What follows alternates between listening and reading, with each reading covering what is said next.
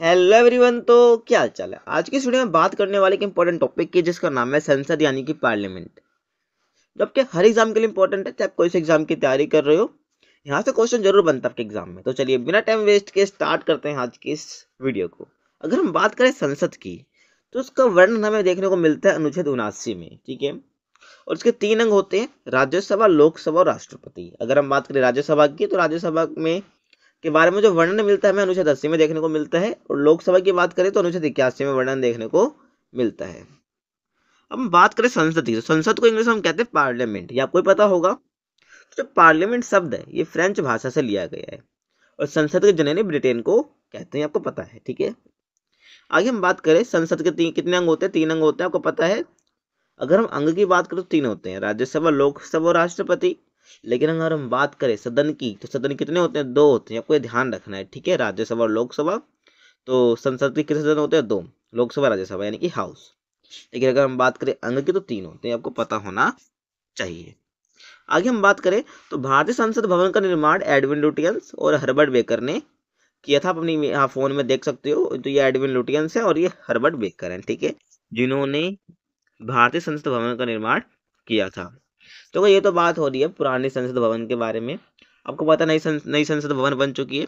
अगर आपको उसके ऊपर डिटेल में वीडियो चाहिए तो आप कमेंट कर सकते हैं। ठीक है, हम नई संसद भवन के बारे में जो डिटेल है उस पर वीडियो बना देंगे। आगे समझ। आगे हम बात करें तो संसद के भारी परिधि जो है 144 ग्रेनाइट पत्थरों के स्तंभों पर टिकी हुई है। तो आपको एक काफी इंपॉर्टेंट इन्फॉर्मेशन है, पता होना चाहिए। ठीक है, आगे हम बात करें भारतीय संसद में भाषण देने वाले अमेरिकी राष्ट्रपति कौन कौन से हैं। तो ये टॉपिक काफी इंपॉर्टेंट है इस चीज के लिए कि भारतीय संसद में ऐसे कौन कौन से राष्ट्रपति हैं अमेरिका के जिन्होंने भाषण दिया है। तो पहले हम बात कर लेते हैं डी आइजनहावर की, जिन्होंने 1959 में भाषण दिया था। कहाँ पर? हमारी भारतीय संसद के अंदर। आगे हम बात करें जिमी कार्टर की, जिन्होंने 1978 में दिया था। तीसरा जो है बिल क्लिंटन, जिन्होंने 2000 में दिया था। और चौथे हैं बराक ओबामा, जो 2010 में इन्होंने भाषण दिया था भारतीय संसद में। अब आगे हम बात करते हैं संसद के सत्र की, जो कि संसद के होते हैं। तो पहला होता है बजट सत्र, फरवरी से मई तक। फिर दूसरा मानसून सत्र, जुलाई से सितंबर तक। और तीसरा है शीतकालीन सत्र, नवंबर से दिसंबर, जो भी अब चल रहा है। ठीक है, आप देख सकते हो तो अभी चल रहा है। ठीक है, दिसंबर के समय भी, तो नवंबर से दिसंबर में चलता है इनका शीतकालीन सत्र संसद का। ठीक है, बाकी 3 आपको ध्यान रखना है संसद के सत्र। आगे हम बात करते हैं लोकसभा और राज्यसभा की। 2 हाउस होते हैं, लोकसभा, राज्यसभा। तो उसको और बहुत नामों से जाना जाता है, जो आपको पता होना चाहिए, आपके एग्जाम के लिए काफी इंपॉर्टेंट है। ठीक है, आप कंफ्यूज ना हो, तो मैंने यहाँ पर सारे ही लिख दिए हैं। तो लोकसभा को निम्न सदन भी कहते हैं, हाउस ऑफ पीपल भी कहते हैं, जनता का सदन भी कहते हैं, प्रथम सदन भी कहते हैं, स्थायी सदन भी कहते हैं, युवाओं का सदन भी कहते हैं। लेकिन हम बात करें राज्यसभा की, तो उसको उच्च सदन भी कहते हैं, काउंसिल ऑफ स्टेट्स भी कहते हैं, चर्चित लोगों का सदन कहते हैं, द्वितीय सदन कहते हैं, स्थायी सदन कहते हैं, और बड़ों का सदन भी कहते हैं। तो ये राज्यसभा के अन्य नाम है, लोकसभा के अन्य नाम है। आया समझ। आगे हम बात करते हैं लोकसभा के सदस्यों की संख्या की।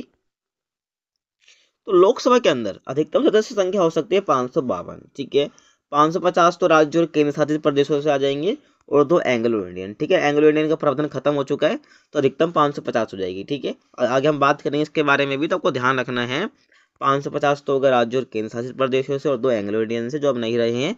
तो 550 में भी जो 530 है वो राज्यों से हैं, और 20 किससे हैं? केंद्र शासित प्रदेशों से हैं। ये आपको ध्यान रखने हैं जो भी लोकसभा के मेंबर्स होंगे। अब रही एंग्लो इंडियन की बात, तो इसको हटा देगा। आगे हम बात कर लेते हैं इसके बारे में। तो संविधान संशोधन 104 के अंतर्गत क्या हुआ है? एंग्लो इंडियन का जो आरक्षण है वो अब खत्म कर दिया गया है। तो अब अधिकतम सदस्य संख्या कितनी हो जाएगी? 550। ठीक है, पहले 552 थी, लेकिन 104 संशोधन के तहत क्या हो गया? एंग्लो इंडियन का आरक्षण खत्म कर दिया गया है, और 550 से अधिकतम सदस्य बचे। अब बात आती है एंग्लो इंडियन किसे कहते हैं। तो जो अंग्रेज भारत में बस गए हैं उनको एंग्लो इंडियन कहा जाता है। ठीक है, जिनका आरक्षण अब खत्म कर दिया गया है। अगर हम बात करें वर्तमान में कितने मेंबर है लोकसभा के अंदर, तो टोटल 543 मेंबर्स है लोकसभा के अंदर। 2 तो हटा दो यहाँ से अब। ठीक है, 545 थे, 2 तो माइनस हो गए हैं लोकसभा में से जिनको आरक्षण मिला हुआ था। ठीक है, बचे कितने? 543। अब 543 की अगर हम बात करें तो 543 में से 530 तो राज्य से हैं, और 13 कहाँ से? केंद्र शासित प्रदेशों से हैं। आगे समझ। लेकिन आपको यही पता होना चाहिए जो 2024 के चुनाव होंगे उसमें केंद्र शासित प्रदेशों से कितने मेंबर्स चुने जाएंगे? 19। क्यों?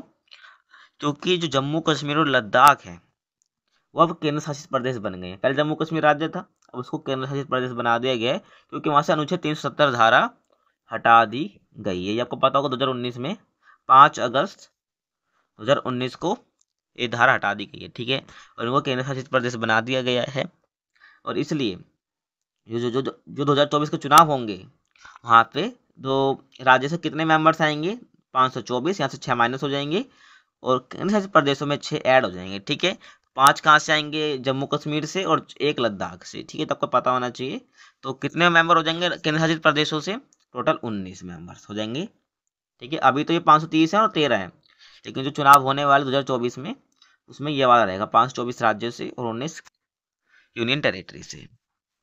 आगे हम बात करें राज्यसभा की, तो राज्यसभा में सदस्यों की संख्या अधिकतम हो सकती है तो 250 यानी कि 250, जिसमें से 238 तो राज्यों और केंद्र शासित प्रदेशों से लिए जाते हैं और 12 राष्ट्रपति द्वारा मनोनीत किए जाते हैं, ये आपको पता होना चाहिए। अब जो राष्ट्रपति मनोनीत करते हैं वो कहाँ से करते हैं, जो कला, विज्ञान, साहित्य, समाज सेवा, art, science, literature, social service से जुड़े होते हैं, जिन्होंने अच्छा काम किया होता है इनमें।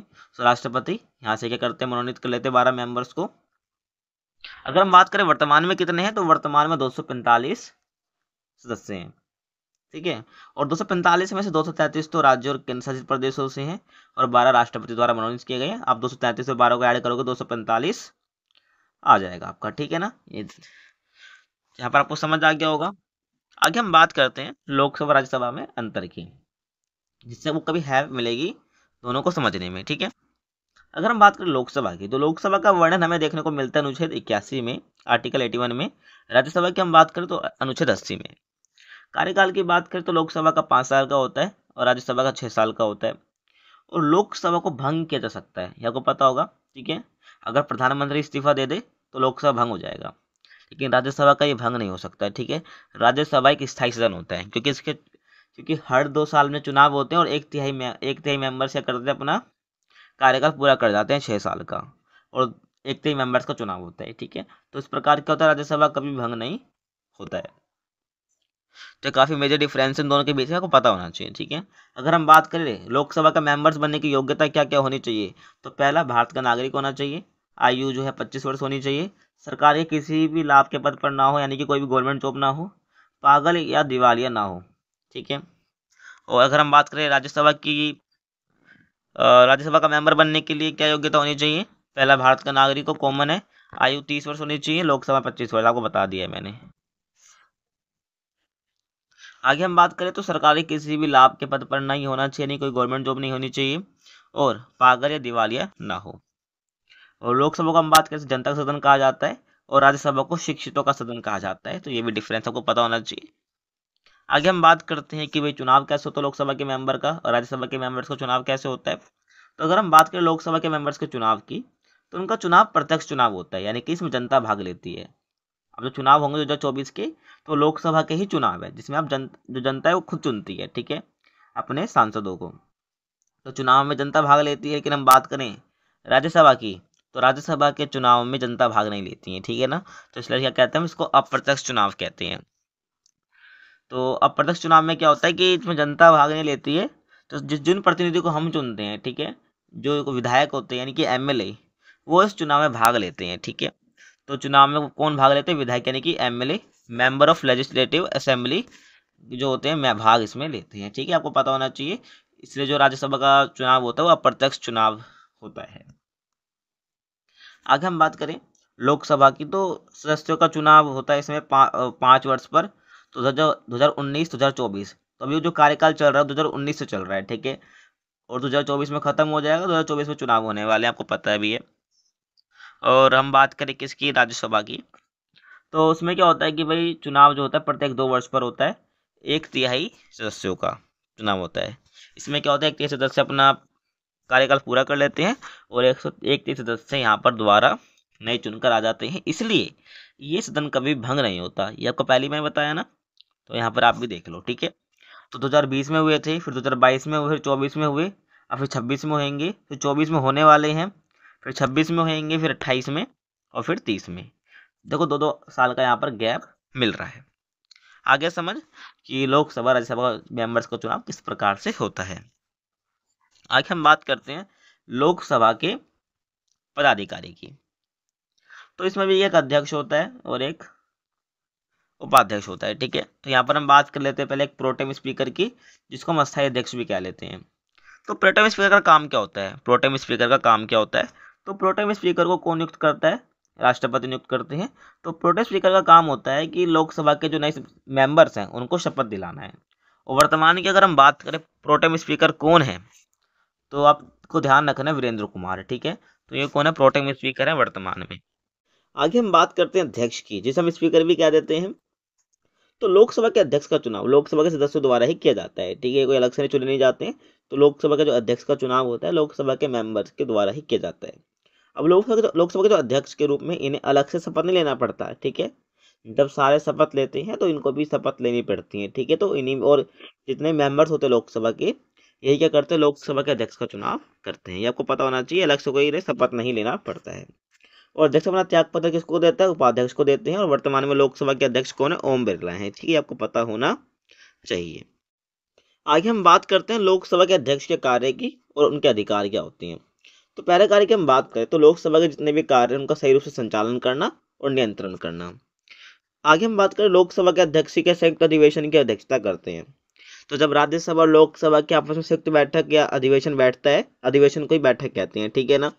तो लोकसभा का अध्यक्ष क्या करता है? संयुक्त अधिवेशन की अध्यक्षता करता है जब किसी मुद्दे पर दोनों की संयुक्त बैठक बुलाई जाती है, ठीक है, लोकसभा राज्यसभा की। आगे हम बात करें जब किसी विधेयक पर निर्णय ना निकल पा रहा हो तो लोकसभा का अध्यक्ष के निर्णायक मत दे सकता है। ये आपको पता होना चाहिए।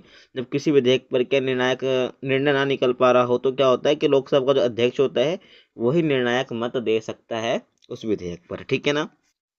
आगे हम बात करें धन विधेयक का निर्धारण लोकसभा का अध्यक्ष ही करता है। और अगर लोकसभा का कोई भी अध्यक्ष 60 दिनों तक बिना अनुमति लिए संसद के अधिवेशन से अनुपस्थित रहता है, यानी कि अब्सेंट रहता है, तो उसकी सदस्यता को समाप्त किया जा सकता है। आपको पता होना चाहिए।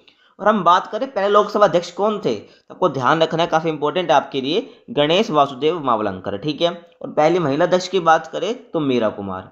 तो दोनों ही आपके लिए इंपॉर्टेंट है, आपको पता होना चाहिए।